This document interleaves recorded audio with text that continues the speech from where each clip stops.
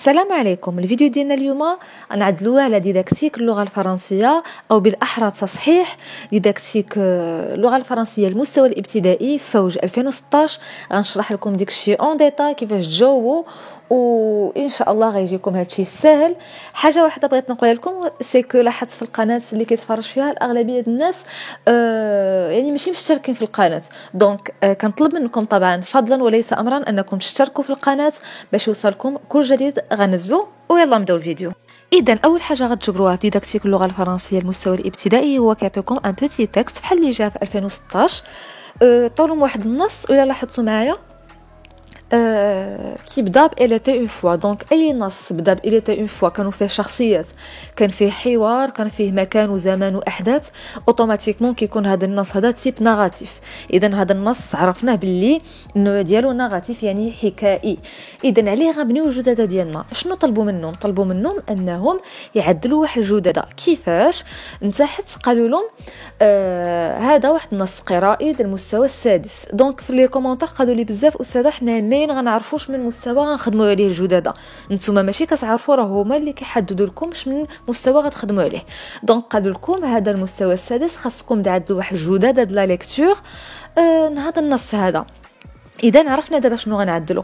نتاحت كيقولوا لكم طبعا مثلا ريديجي اون فيش بيداغوجيك المستوى السادس د لا ليكتور، وكيعطوا لكم مجموعه من الاسئله مفرقين. كاين اللي كيبغي يجاوب عليهم كل سؤال بوحدو، ولكن انا كنفضل ان ديك الاسئله تجمعوهم على شكل جدده. انا غنوريكم كيفاش. اذا السؤال الاول كان هو سيتي دو زوبجيكتيف اللي خاصك توصل لهم، يعني جوج الاهداف اللي خاصك تحققهم مع التلاميذ ديالك من خلال هذه الحصه هذه.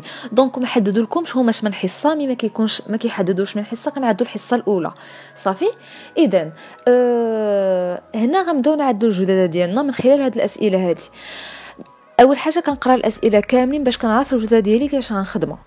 ثانيا كنبدا نجاوب جدده كيفاش كنعدلوها. طبعا ما غنبداش بالاوبجيكتيف بالسؤال هاد لي زوبجيكتيف ما غنبداش نكتبو نيشان بحال اللي عملت في الجددات السابقه باش ما نضيعش الوقت نبدا نعاود شنو غنعدلو. راه كاين الفيديوهات ديالي عملتهم على جددات لا ليكتور، جددات الغرامير المستويات كاملين كيفاش تطبقوا عليهم كاملين. زعما اللي باقي ما شافش الفيديوهات ديالي يمشي يشوفهم ضروري باش يعرف كيفاش كتكتب الجدده من فوق. كيكون فيها مجموعه من الاشياء هذوك خاصكم ضروري تكتبوهم. نتاحت حتى كنكتبوا داكشي كامل غنجيو غنكتبوا هاد السؤال اللي طلبوا منا هو لي زوبجيكتيف او الاهداف. اذا بالنسبه لاول سؤال اللي قلت لكم شنو هما لي زوبجيكتيف دابرونتيساج، اول جمله تقدروا تكتبوها، ركزوا معايا مزيان في هادشي اللي غنقولوا، راه هادشي اللي كيطيح. اول سؤال نقدروا نقولوا هو ليغ اي ريكونيتر ان تكست ناراتيف. شنو غيتبدل لكم هو ان تكست ناراتيف؟ هنا جاتنا حكايه، يقدروا مثلا نجيب لكم شي تكست شي واحد كيهضر على راسو، دونك اوتوبيوغرافيك تقدروا تقولوا ليغ اي ريكونيتر ان تكست اوتوبيوغرافيك صافي. ولا مثلا جا شي نص كيقول لكم شي معلومه، على حسب غيتبدل غير داك لو تكست، واش ناراتيف واش اوتوبيوغرافيك واش انفورماتيف اتسيتيرا صافي. اذا كيف ما كتشوفوا معايا هذا هو لوبجيكتيف الاولي اللي تقدروا تقولوا راه تعاود في جميع الاسئله. بالنسبه لوبجيكتيف الثاني اللي تقدروا تذكروه الى هذا بالحق، ركزوا معايا مزيان. هذا لوبجيكتيف الثاني اللي غنقول لكم الا كانت لو تيب دو تكست ناراتيف، الا كانت حكايه، حيت لا يعقل ان مثلا غيكون نص كيعطيكم معلومه على شي حاجه ونقولوا هذا لوبجيكتيف هذا. كيفاش غنقدروا نقولوا اذا identifier le lieu, le temps, les personnages dans l'histoire ولا دو ليستوار. اذا خاصنا التلميذ يعرف يحدد لي شكون هما لي بيرسوناج، شكون هما الشخصيات، المكان، الزمان في هذه الحكايه هذه. الا كان طبعا النص كيهضر على شي واحد على راسو ولا مثلا كيعطينا شي معلومه، ما نقدروش نقولوا هذا لوبجيكتيف هذه. هذا لوبجيكتيف هذه خاصه الا طحنا تكست ناراتيف يعني حكايه. دابا اذا هنا مثلا طاح تكست ناراتيف نقدر نكتب هاد جوج لي زوبجيكتيف. الا بغيت نزيد او نبدل في هادو نقدروا نقولوا هذا الثالثه هذه اللي غنكتبها لكم دابا هي connaître la morale de l'histoire.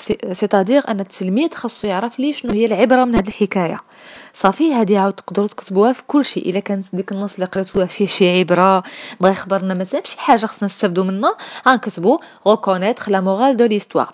الا النص ما فهمتوش مزيان، ما عرفتوش ما عرفتوش المهم تكتبوا شي اوبجيكتيف دائما ملي تحرف لكم نسيتوا شي حاجه ما عرفتوش شنو تكتبوا كتبوا هذه الجمله هذه ليغ لو تكست دون مانيير اكسبريسيف هو ان التلميذ خاصو يقرا النص بطريقه يعني سريعه ومزيانه دونك هذه هي اللي كتسلك في جميع الحالات ملي تحرف لكم كتبوا هذه الجمله وصافي. ندوزو السؤال الثاني.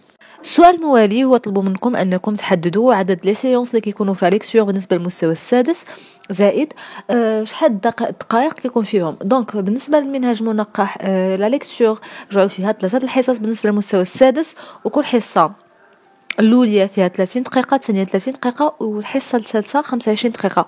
وبما انهم الاغلبيه ديال الوقت كيطيحوا لكم الحصه الاولى دونك غنعدلوا يعني 30 دقيقه فيها صافي. هذا بالنسبه للسؤال الثاني. السؤال الثالث قالوا لكم شنو هو الماتيريال ديداكتيك اللي غتستعملوا باش تقدموا لا سيونس دو لا ليكتور ديالكم. تقدروا تقولوا مثلا دي زيماج مثلا هنايا على من كيهضر النص على ان فييوم شي راجل شارف مثلا غتجيبوا دي زيماج دان فييوم انا نكتب لكم باش تشوفوها. الا قالت مثلا نص حكائي كان كيهضر على مثلا شي حاجه ما عرفتش شي مثلا شي عائله شي حاجه نجيبوا لهم شي تصويره مثلا فيها اون فامي يعني شي عائله هيدا يعني باش المصحح كيعرفكم باللي قادرين تعطيو التلاميذ ديالكم وتفيدوهم بزاف. اذا الماتيريال الاولي هو قلنا اون ايماج مثلا دان فييوم مثلا غتقدروا تزيدوا الماتيريال الثاني هو مثلا تقدروا تقولوا دي زوبجي كونكريت يعني مثلا في النص كانوا كيهضروا على مثلا شي ما عرفت شي حاجه كونكريت نقدروا نجيبوها لهم مثلا في النص ذكروا المعلقه كويير تقدروا تجيبوا لهم مثلا معلقه باش يعقلوا عليها. اي حاجه تقدروا توفروها لهم مثلا كان كيهضر النص عليها وتقدروا تجيبوها لهم هي تكون كونكريت يعني ملموسه تقدروا تستعملوها حتى هي. وكاين بزاف د وسائل ديجا ذكرتهم في الفيديوهات السابقه. السؤال الموالي قال لكم عدلوا لي زيتاب ميثودولوجيك سويفر زائد شنو هو لو رول او الدور الاستاذ وشنو هما لي زاكتيفيتي اللي خاصهم يعدلوا التلميذ. هادشي كامل غيكون عباره عن جدول مقسوم على جوج. الخانه الاولى فيها لاكتيفيتي دو لابرونون او لاكتيفيتي دو لونسينيون دو الاستاذ والخانه الثانيه لاكتيفيتي دو لابرونون. هادشي كامل غتجبروه في الفيديو راه عندي في القناه دو جدادة اللغه الفرنسيه بالضبط لا ليكتور هضرت فيه اون ديتاي مشيو تشوفوا باش تعرفوا شنو هو لي زاكتيفيتي كل واحد فيهم. السؤال اللي مراه قال لكم انكم تعدلوا واحد الاكتيفيتي دو برولونجمون ابروبري مع هذا النص هذا يعني بحال واحد الاكتيفيتي دو ديفلوبمون ان التلاميذ ديالكم يقدروا يستافدوا منها ويزيدوا يديفلوبيو المعلومات ديالهم وهذاك الكومبيتونس ديالهم من خلال هاد الاكتيفيتي ومن خلال هذا النص هذا. شنو تقدروا تعدلوا هو مثلا تجيبوا لهم او تكتبوا معهم واحد حكايه نفسها هي تبدلوا فيها البيرسوناج لي بيرسوناج اللي كاينين بحال مثلا تما كان داك لو فييوم راجل شارف ودوطخ بيرسوناج تبدلوهم بشي شخصيات اخرين كوم سا التلاميذ غيبقاو عاقلين هذيك الجمل هادو ما يقدروا يستعملوهم في حاجات اخرين. زائد تقدروا تقولوا انكم مثلا illustrer l'histoire par des images يعني هاد الحكايه هذه كيفاش ديفلوبيوها لهم نتوما تجيبوا مجموعه من الصور كيعاودوا على الحكايه يعني كتبدا الحكايه الاوليه كتبدا يعني التصويره الاوليه كتقدموها لهم من موراها وما كتقولوا لهم زعما يلا عبروا على الصوره الاولى كيبداو يعبروا من موراها كتقول لهم اي بوي كتظهروا تصويره اخرى وحنا ماشيين يعني هاد الحكايه هذه كنقدموها على شكل صور. اذا هادو من بين لي زاكتيفيتي دو برولونجمون اللي نقدروا نعدلوهم. الى طاح لكم هذا السؤال هذا ضروري كتبوا هاد الجمل هادو راه هما اللي غينفعوك. السؤال الموالي اللي كيتعاود في جميع الامتحانات هو انكم كيقول لكم جيبوا لي 3 الانواع ديفيكولتي او 3 تيب دو ديفيكولتي. هنا عندكم التلاميذ المستوى السادس دونك الصعوبات اللي غيجبروهم في هذا النص هذا كاين 3 الانواع الصعوبات ليكسيكال فونيتيك وسانتاكسيك. بالنسبه لاول تيب دو ديفيكولتي غنقولوا هو فونيتيك. شنو غنقدروا نجوستيفيو او نقولوا الدليل لهاد الصعوبه هذه غنقولوا certains mots dans le texte contiennent des phénomènes présentant des difficultés d'articulation. حفظوا هادي يعني كاين بزاف او كاين شي كلمات في النص كيشكلوا التلاميذ صعوبات في النطق مثلا بحال مثلا عندنا vieux vieille cuillère مثلا اتسيتيرا كاين بزاف د الكلمات في النص التلاميذ غيجيوهم صعيبين انهم ينطقوهم. هذا هو بالنسبه للديفيكولتي فونيتيك. وشنو الصعوبه مثلا يقدروا يجبروها في النطق؟ اذا الا عطاو لكم شي تيب دو ديفيكولتي تكتبوه، تذكروا هاد فونيتيك وكتبوا نفس الجمله اللي كتبت لكم انا، غيتبدلوا غير الكلمات. شوفوا النص الكلمات اللي جاو لكم صعبين وغتكتبوهم في هاد الكلمات اللي كتبت انا. ندوزو لو دوزيام تيب دو ديفيكولتي اللي هو ليكسيكال. بالنسبه لهذا التيب دو ديفيكولتي اللي هو ليكسيكال، غنقدروا تقولوا certains mots ou expressions dans le texte sont difficiles. يعني كاين كلمات او مثلا تعابير في النص اللي هما صعابين على المتعلم انهم يفهموهم. وغتذكروا تما شنو هما التعابير اللي جاو لكم صعابين. انا خليت لكم مثلا هنايا دي زيكزامبل د التعابير اللي جاو التلاميذ في هذا النص هذا مثلا صعابين. لو ترويزيام تيب دو ديفيكولتي اللي هو سانتاكسيك. شنو غتقدروا تقولوا النوع ديالو او شنو اللي ما فهموش في هذا التيب هذا؟